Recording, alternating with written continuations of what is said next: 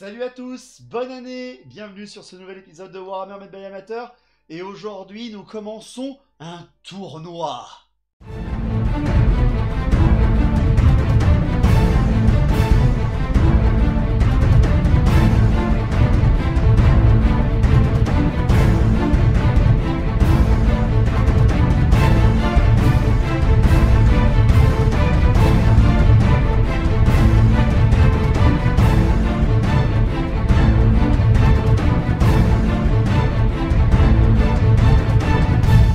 Bienvenue sur Warhammer Made by Amateur.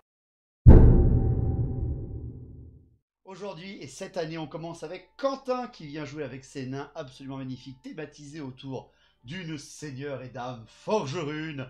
Et moi je vais vous présenter la légion d'Encortep des Rois des Tombes pour pouvoir faire de bonnes games et bien commencer l'année. Tout de suite, les listes d'armées.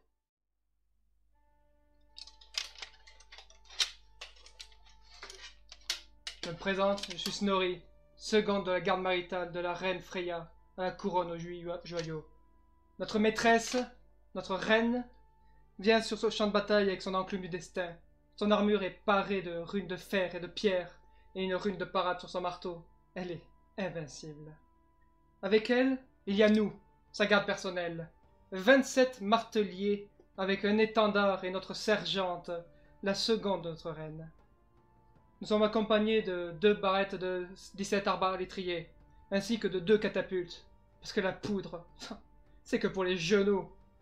Nous avons avec nous aussi la dame de compagnie de notre reine, Hilda, une grande bannière qui porte la bannière de notre reine avec la rune de Borth-le-Gore, qui fait que tous nos régiments sont tenaces et pas un nain s'enfuira aujourd'hui. Et nous avons avec nous l'apprenti de la reine. C'est un genou, mais peut-être saura-t-il se montrer utile avec ses 2 runes tueuses de sort. Oh, bonsoir à vous, je suis l'envoyé du roi d'Encortep, un très grand prêtre liche, respectez-moi. Ma puissance est égale à ma bienséance et à mon port altier. J'étais l'un des plus grands hiérophantes d'Encortep. Aujourd'hui, nous partons en guerre. Par notre loyauté, nous anéantirons ces nains. Je suis venu avec l'un des fils du roi d'Encortep, et même le propre héros Grande Bannière. Mes pouvoirs magiques et leurs 2 épées vont pouvoir annihiler tous mes adversaires. Bien entendu, nous sommes venus avec la piétaille de l'époque, 2 régiments de guerriers squelettes. Ils sont au moins 25 chacun, il nous faut bien des sacrifices. Avec ceci, juste mes propres troupes, mes propres archers, dignes presque de ceux de Khalida, quand ils sont enrhumés. Vous avez derrière après des gardiens des tombes, le prêt de notre propre roi, il nous accompagne. Sont-ce pour me surveiller? Je ne le crois pas. Pour surveiller son fils et notre héros, bien sûr. Un sphinx de guerre, au rugissement ardent, amènera la vengeance des rois des tombes sur les nains. 3 chevaliers de nécropole, cachés sous les sables, sont prêts à les prendre de revers. Et enfin, ma toute-puissance magique sera décuplée par mon arche des âmes damnées et mon hiérotitan me suivant. L'histoire nous raconte que ce sont nos 5 cavaliers éclaireurs squelettes qui nous ont ramené que les nains s'approchent d'une forge, cachée dans un vieux village humain. À l'intérieur se cache une statue à nous. Nous la récupérerons, ou nous essaierons. Peut-être que cette naine serait très bien accrochée sur ma grande bannière. Alors, pour ce qui est de la magie, les Rois des Tombes disposaient d'un niveau 3 ainsi que de plusieurs objets de sort, sans compter aussi pour les nains tous les objets de sort disponibles grâce à l'enclume du destin qui pouvait donner une immunité psychologie à tout le monde à 24 pas autour de la reine des nains. Vous aviez également un +1 en armure disponible à 18 pas autour de votre enclume du destin pour une seule unité. Et enfin, un petit blast de 2d6 touche force 4, disponible là aussi par les nains. Donc ils avaient quand même en plus de la magie, quelque chose de très intéressant qu'on ne voit pas assez. De mon côté, pour les rois des tombes, un niveau 3 comme je l'ai dit, j'ai réussi à avoir l'invulnérable de 5+, pour un régiment, le tir x2 et attaque x2 pour ce qui est de tout le monde à 24 pas ou d'une seule unité, un -1 en force et en endurance qui peut être monté jusqu'à -1 des 3 en force et en endurance pour un ennemi. Je disposais aussi de l'arche des âmes damnées et ainsi que 2 autres sorts. Les sorts en objet de sort du Hiéro Titan qui était le regard de Shem et le buveur d'esprit. Et pour terminer encore, ma petite bannière dans Mégane et Tombe qui permettait d'en remonter un des 6 plus 1. Donc quand même vachement beaucoup de sortilèges, on va pas se mentir. J'ai une armée basée magie de tir. Du côté des nains, c'est exactement la même chose, ce qu'il a un petit nœud de martelé qui va faire quand même peur. Donc pour le déploiement, les nains de Quentin se sont déployés avec d'abord leur reine bien sûr en plein centre de sa zone de déploiement avec une table qui était très jolie avec les nouveaux décors, encore une fois Battle System, ça vous donne une idée un petit peu de ce qui va vous attendre pour le reste de l'année. Vous avez ensuite les 2 catapultes, une sur la colline, une sur la plaine qui ont été disposées. Vous avez bien entendu après les 2 fléchettes de arbalétrier avec à gauche l'AGB et à droite le forgerune apprenti. Et enfin, vous avez l'énorme pack de marteliers qui était devant la reine mère avec son enclume du destin. Question de bien montrer au roi des tombes que les nains savent recevoir. De mon côté, bon, je me suis déployé du côté de la forge parce que j'ai une horde d'archers et mettre une horde d'archers, même si c'est de la force 3, ça peut être toujours bien dans un bâtiment. Donc j'ai mis mes archers avec mon hiérophante à l'arrière du bâtiment. J'ai mis sur leur flanc gauche un régiment de guerriers squelettes, le hiéro titan et mes cavaliers squelettes. Et de l'autre côté, le sphinx, les gardiens des tombes et un autre régiment de guerriers squelettes avec enfin pour finir mon arche des âmes damnées, mes chevaliers de nécropole étant enfouis sous les sables. Pour le premier tour, ça a été pour les nains. J'ai fait mon avant-garde où j'ai collé mes petits cavaliers entre les 2 bâtiments au couvert de ce qu'ils pouvaient.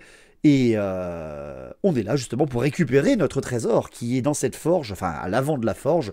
Les nains, eux, sont là pour nous taper dessus, bien entendu. Ils ont vidé les lieux des humains, ils leur ont dit de se barrer, car ils savaient que nous allons venir. Bref, une bonne game à 2000 points pour cette première partie de l'année. Let's go pour la bataille. Tour 1 des nains, c'est extrêmement simple. Quentin a le monopole du tir et presque de la magie, on pourrait dire. Donc il avance simplement une seule chose, c'est martelier. Il a absolument pas peur. Il avance du maximum à 6 pas et rien d'autre ne bouge au final parce que tout est à portée. Hein. Il tire à 30 pas avec ses arbalètes. Ces 2 catapultes possèdent des runes qui leur font relancer les déviations.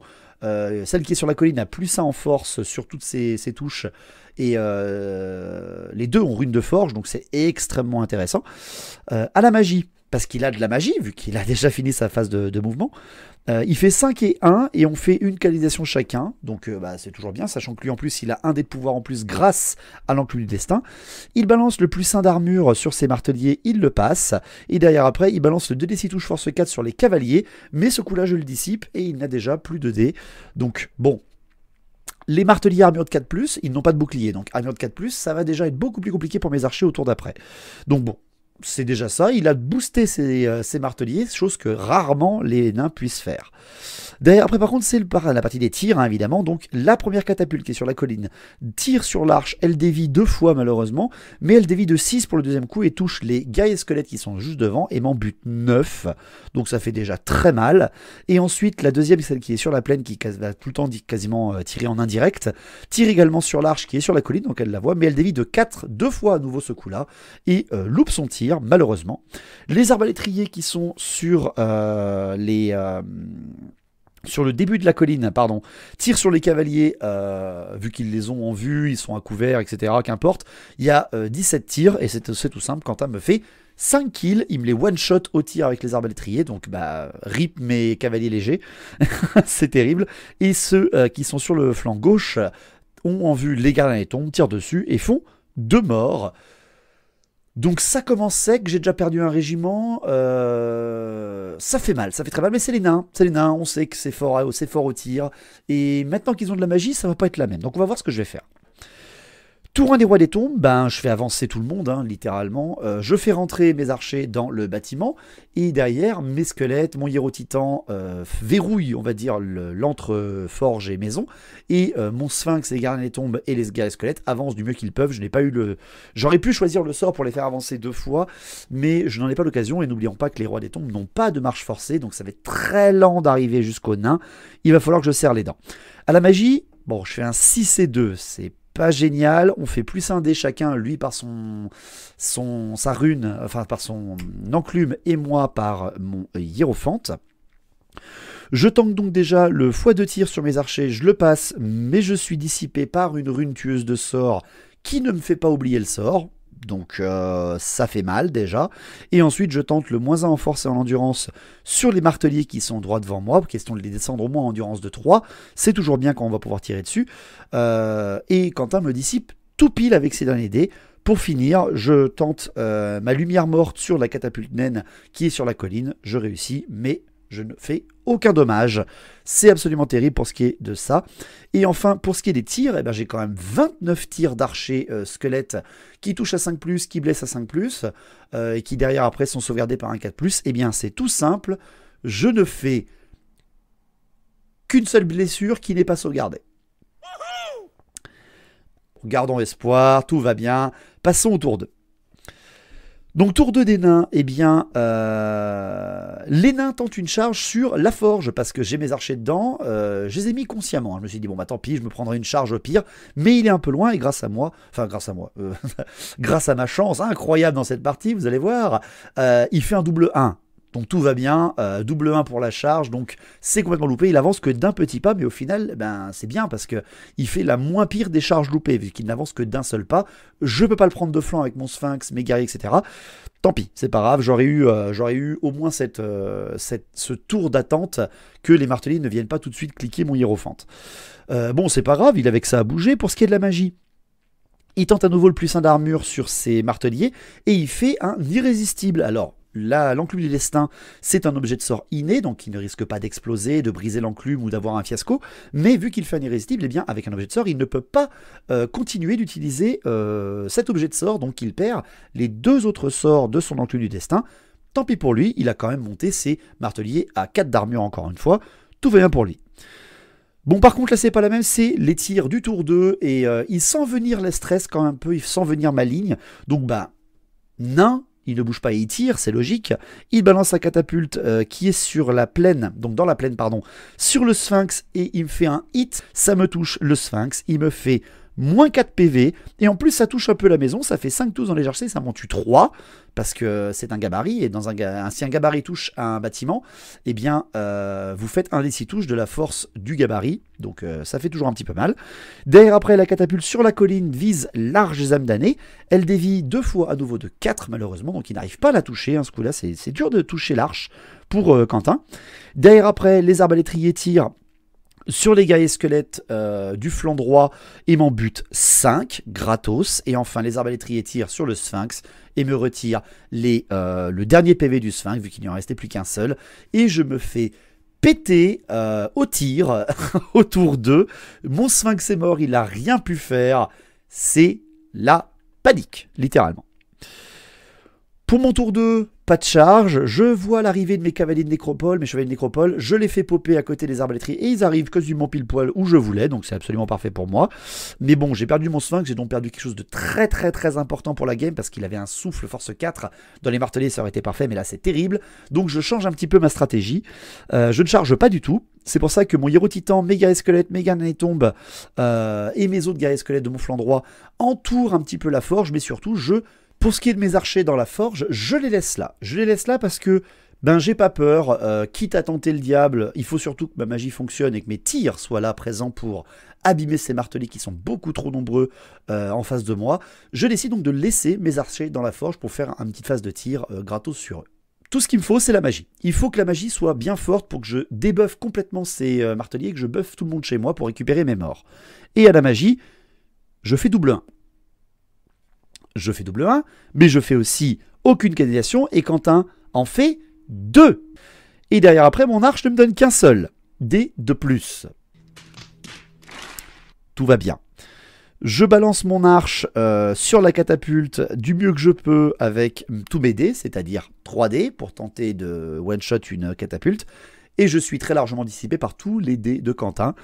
C'est absolument parfait. Pour finir mon tour 2, je fais tirer mes archers sur les marteliers, question d'en tuer quelques-uns. Et à nouveau, avec mes 25 tirs à peu près, j'en tue un seul. Ça commence à sentir très mauvais, cette histoire. Tour 3 des nains, Quentin change ses plans. Au dernier moment, il se dit qu'il a peut-être une malchance de pouvoir se faire surprendre dans la forge ou quoi que ce soit, donc il charge. Mais guerrier squelette, avec ses marteliers, il réussit sa charge. Et derrière, après, pour ce qui est des mouvements, son régiment d'arbalétriers se reforme pour faire face aux chevaliers de nécropole, pour au moins les prendre de front, bien entendu, et pas de flanc. Sachant que j'ignorais que sa GB donnait ténacité à tout le monde à 12 pas autour de lui, ce qui me va bien m'embêter, vous allez voir. Pour ce qui est de sa magie, il jette et à son tour il fait aussi un double 1, donc ça c'est bien quand même, mais il fait une canalisation et gagne en plus un dé grâce à son enclume du destin, donc au final il finit à 4 dés contre un seul pour moi. Il tente le plus 1 d'armure sur ses martelets qui vont au corps à corps, mais il se loupe. Il n'arrive pas à faire son sort, il fait un truc tout pourri, tout pourrave, mais bon, tout va bien pour moi, voilà, on va pas s'en plaindre non plus quand même, faut bien que la chance tourne un petit peu. Pour ce qui est des tirs, la catapulte sur la colline tire sur l'arche, il dévie de 2, mais ça veut dire que le centre ne touche pas l'arche des âmes damnées, et il me blesse même pas avec sa force de 3, sa force de 4, pardon. Derrière après, l'autre catapulte qui est sur la plaine tire sur les gardiens des tombes, elle dévie de 4 et loupe complètement, elle dévie 2 fois, je rappelle bien, et loupe complètement sa cible. Et derrière après, les arbalétriers du flanc gauche tirent sur les gardiens des tombes et m'en tuent à nouveau 2, donc ils continuent de m'écrémer avec ces arbalétriers, sachant qu'ils sont très peu nombreux, ça va m'embêter. Au corps à corps, est-il bien nécessaire d'en parler de ce magnifique et incroyable corps à corps? Je frappe tout avant. Oh, Mazette, quel plaisir! Il réussit bien sûr son test de peur.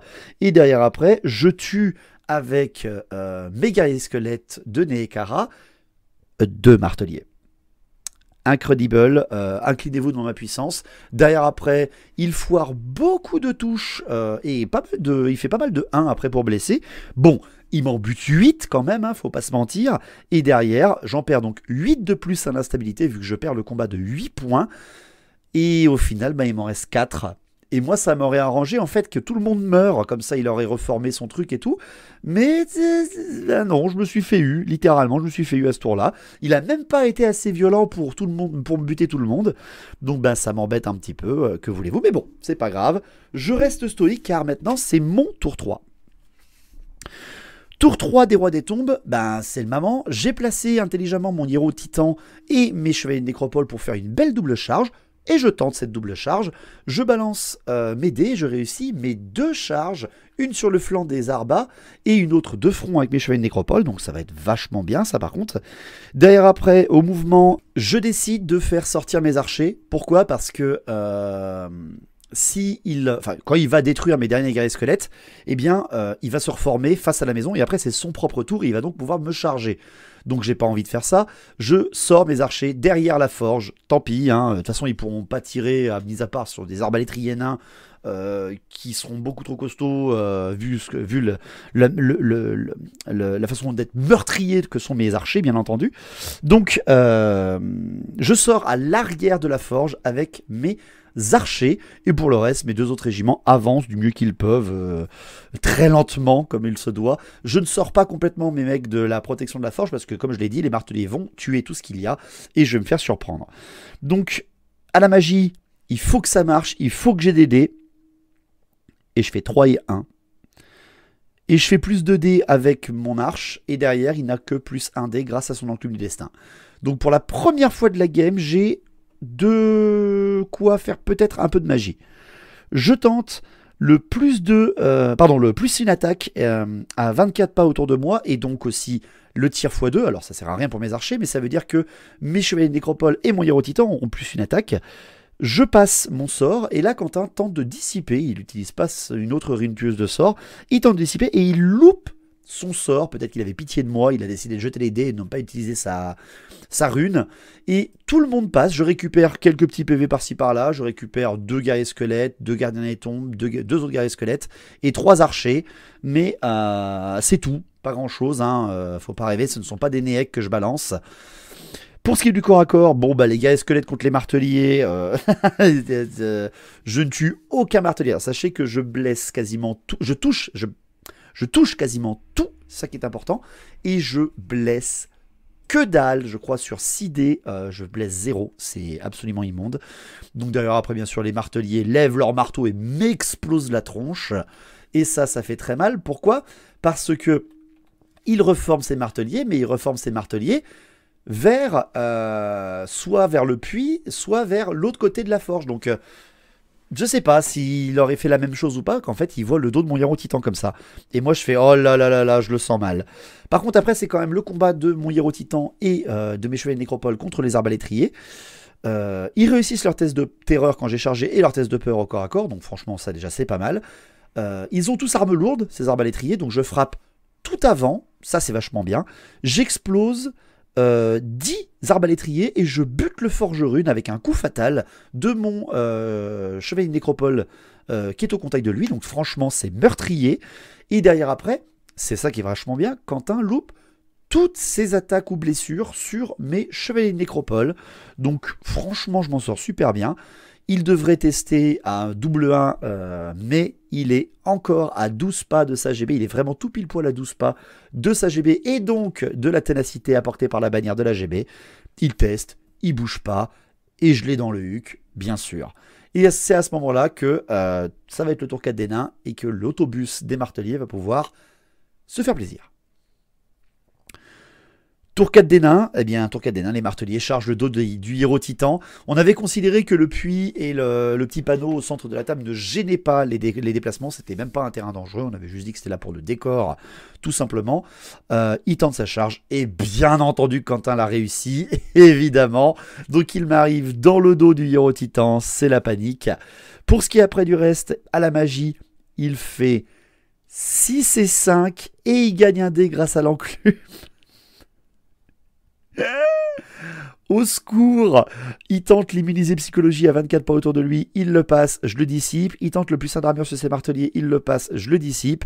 Et il tente le 2d6 touches force 4 sur les gardes des tombes et il me fait 9 touches, 5 morts. C'est fatigant. Derrière après, au tir, la catapulte sur la colline tire sur les gardes des tombes, celle qui a plus en force, hein, je le rappelle, et il fait un hit dans les gardes des tombes et il m'en bute 5 autres. Oh là là, là là là là là. Pour ce qui est de la deuxième catapulte qui est sur la plaine, il tire également sur les gardes des tombes et des vies de 8 par contre ce coup là, donc bon, pour une fois qu'il y en a eu des deux qui loupent correctement sa cible, ça c'est pas mal.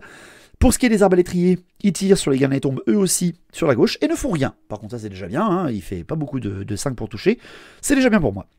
Donc au corps à corps, bien sûr, le gros fight, attention, accrochez-vous. Martelier plus arbalétrier contre héros titan plus chevalier. Je tue tous les arbalétriers avec mes chevaliers de nécropole, donc je me libère du corps à corps avec le héros titan, et ça, tant mieux pour moi. Je les reforme face aux marteliers qui vont faire une charge irrésistible dans quelques secondes, parce que le héros titan frappe ce qu'il peut, mais je l'ai utilisé pour frapper dans les arbas et tuer le plus de monde possible. Et en fait, c'est vraiment leurs attaques combinées, parce que je foire toutes les attaques. Je rappelle bien que tout le monde a plus une attaque, hein. Toutes les attaques de serpent ne touchent pas. Je fais aucun 4+. Avec 4 et 4 et 4. Voilà, avec 3 x 4 attaques, je ne fais aucune touche. Ouh, vous le sentez venir, le gros étron. Donc derrière après, le héros titan est massacré par les marteliers. Je crois qu'il m'enlève 8 PV, même une Arachnarok n'aurait pas tenu. Ce qui fait que, étant donné que j'ai reformé mes chevaliers de nécropole, il me fait une charge irrésistible dans les chevaliers de nécropole avec ses marteliers. Et c'est ainsi que commence mon excellent tour 4. Vous allez voir, c'est absolument génial. Pour ce qui est du tour 4, ben je remets mes archers à nouveau dans la forge, parce qu'ils n'ont toujours pas trouvé la statue, ils n'ont pas vu qu'elle était à l'avant en fait de la forge, donc ils continuent à fouiller à l'intérieur. Pour ce qui est de mes gardiens des tombes et mes guerriers squelettes, franchement j'ai plus d'espoir, donc j'avance vers la mort face aux arbalétriers. À la magie, allez, il m'en faut pour rebooster tout le monde. Je refais 2 et 1. Avec 2 dés pour l'arche qui me booste. Et 2 canalisations du côté des nains. Une de l'enclume, une de la reine. Putain. Je tente le plus une attaque sur tout le monde autour de moi avec le tir multiple sur mes archers. Je la passe, mais à nouveau Quentin utilise sa rune tueuse de sort numéro 2 et ne me fait toujours pas oublier le sort, il veut pas le lâcher. Et derrière après, bah, j'ai plus rien parce que j'ai plus de dés tout simplement. Au tir, mes archers qui ont donc toujours leurs 25 tirs là, je sais plus combien, tirent sur les arbalétriers, font un kill. Ouh. Alors là, accrochez-vous, hein, c'est assez violent. Pour ce qui est du corps à corps, les marteliers contre les serpents, ben, je bute quand même 8 marteliers, hein, 8 marteliers au corps à corps. Le seul souci, c'est que derrière, je ne fais pas perdre d'attaque à Quentin. Et avec toutes les attaques de ces marteliers, il me one-shot les chevaliers nécro-serpents. Il me les one-shot, hein, c'est-à-dire qu'il me fait moins 9 PV. Book. Et donc, il reforme ces marteliers, qui sont encore à peu près la moitié de leur régiment, un peu moins de la moitié, vers la ligne Roi des Tombes qui avance vers la mort pour le début du tour 5. Donc début du tour 5 des nains, bah, les marteliers rejoignent leur général, hein, ils redescendent la colline, après avoir quand même, je vous rappelle, traversé quasiment toute la table. Pour ce qui est de la magie, Quentin refait à nouveau 6 et 5 et gagne un dé de plus avec son enclume, donc il est à nouveau à 12 dés.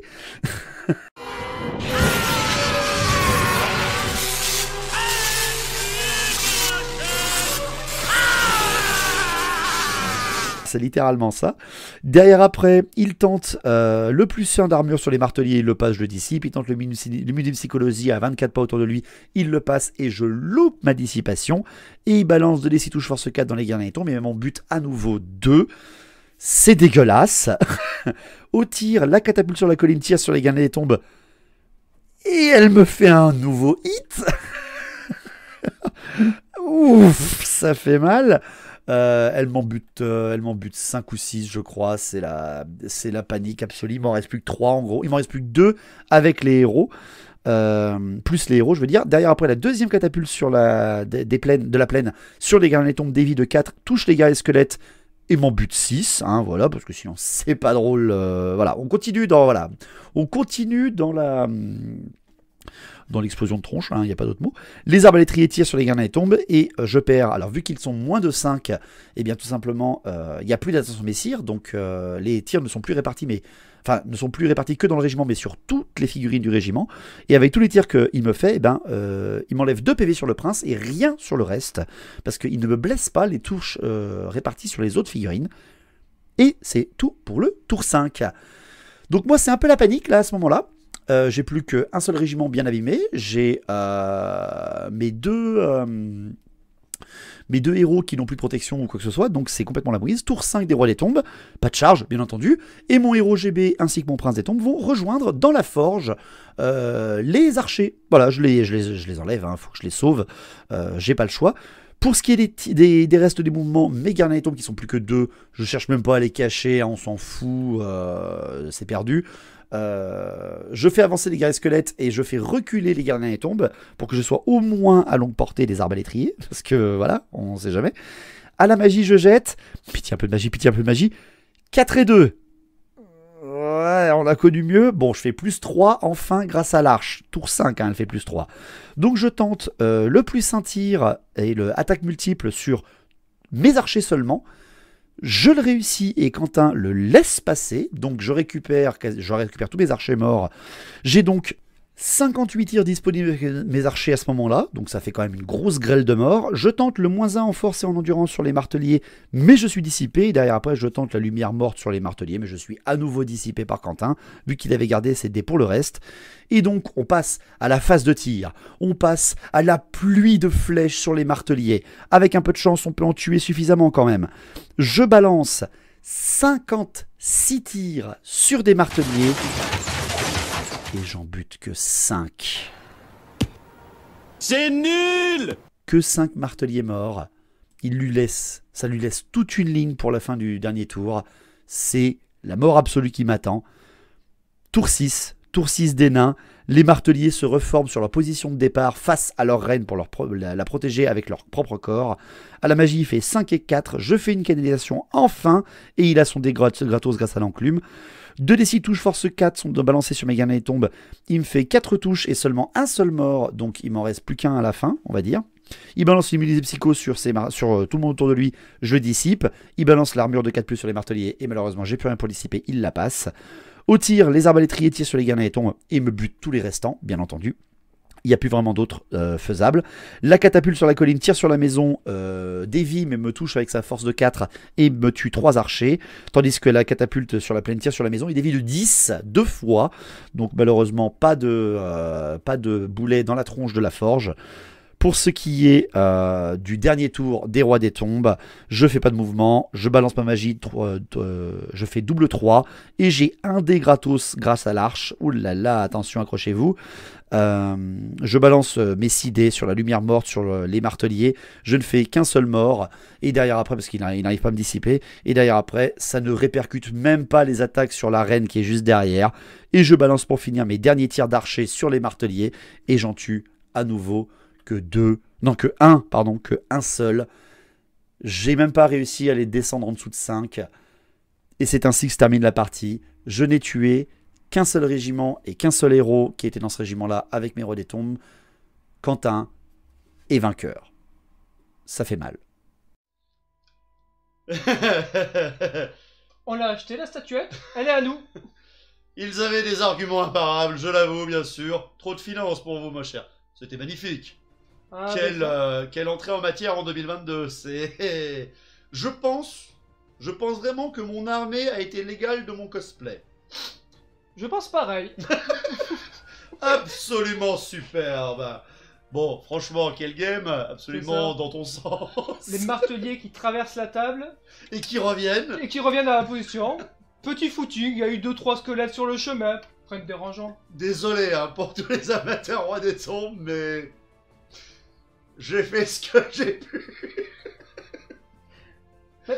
C'était dur, c'était dur. Ce que j'ai beaucoup apprécié, c'est que, comme on dit souvent, les marteliers et l'enclume des destins sont très sous-estimés.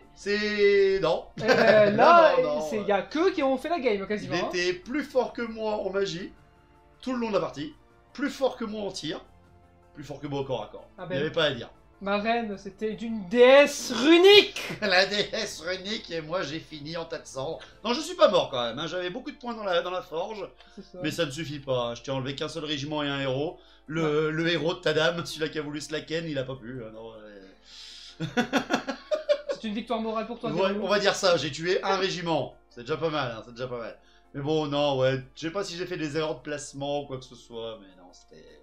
La partie était compliquée pour toi parce que tu te bases beaucoup sur magie. Moi j'ai beaucoup d'anti-magie. L'anti-magie dans ma tronche, ça m'a fait super mal. Et bon, j'ai fait 2 phases nains, 12 dés de magie, sans cana. J'avoue. Pour les nains, ça fait plaisir un peu la magie quand même. Ah ben elle a tabassé la magie naine. La petite plus 4 pour les. Enfin 4 plus pour les marteliers. T'avais ta Major Valaya, t'avais ta ténacité partout. Super fort, super fort.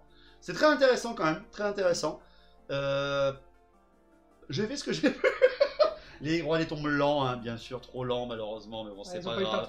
Ils n'ont pas eu le temps de venir, et le moment où je suis arrivé, bah, j'ai passé qu'un round. J'ai mené un round une seule fois pour un seul combat, c'est tout. Mais bon, tant pis, c'est pas grave, je reviendrai. Bon, t'es immortel. On a rigolé, voilà, c'est ça. Bah, effectivement, tous les héros sont pas morts, hein, donc on va rentrer. On n'a pas trouvé la statue, on a passé tout notre tour devant la statue qui était à l'entrée de la forge, mais on n'était pas sorti, donc on l'a pas vu la statue. On reviendra. Ils viendront la chercher dans la forteresse? Non, on l'achètera. Ça sera mieux. Ça sera mieux. On a de l'or, beaucoup d'or à vous donner, mon seigneur. On vous fera un petit prix. Ouais, un prix d'amis? Un prix. Un prix. Très bien. Ça se voit que t'es habité en Auvergne maintenant, toi. Ça va, tu vas négocier de l'argent. En tout cas, merci à toi, Quentin, bien sûr, pour ce cosplay de qualité, bien entendu. Presque égal au mien. Franchement. J'essaie de me mettre au niveau tant que je peux. Ouais, voilà, exactement. Donc, merci à toi. Merci de la bonne humeur, bien sûr. On a beaucoup rigolé, comme d'habitude. On se revoit bientôt pour une nouvelle game, bien sûr. Merci à tous de nous suivre. On souhaite à tous encore une fois une bonne année 2022 à tout le monde et à cette chaîne et à la communauté. Portez-vous bien et longue battle, rebattle. Ciao!